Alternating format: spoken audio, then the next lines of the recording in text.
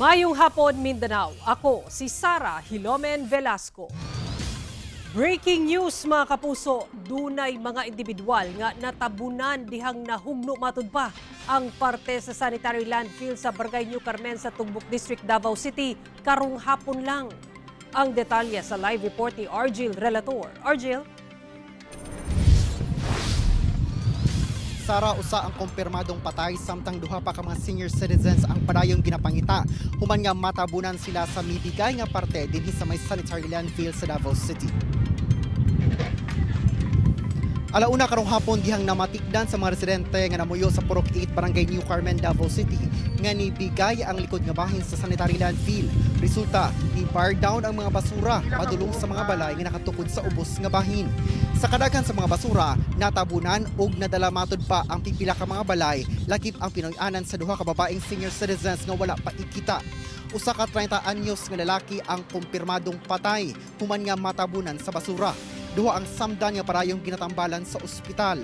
Aniya ang pahayag sa kabanay sa mga biktima, ingon man ang kapitan sa Barangay New Carmen. Lagapak paana.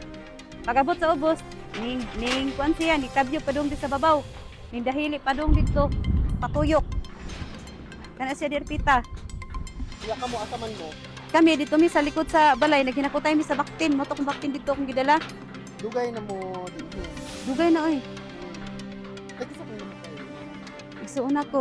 So ultro, pila edad ka mo? Kuan na to siya. 30, 31. Basi lang po sa nakakita sir, kalit gid daw kay sir nga ni dahili ang basura. Kaya tungod pila kadlaw magugulan bugat ang basura so ganina mo to nilihok ko siya.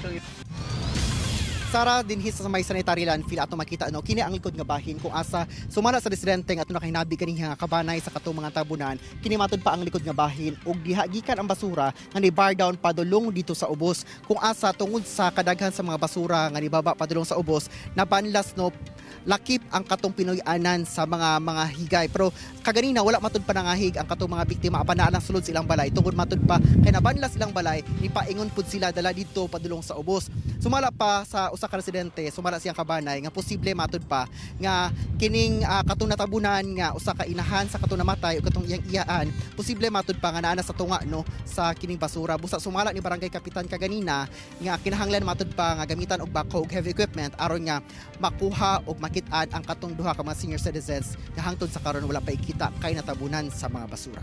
Sara. Okay, daghang salamat ug amping mo diha, Argil Relator.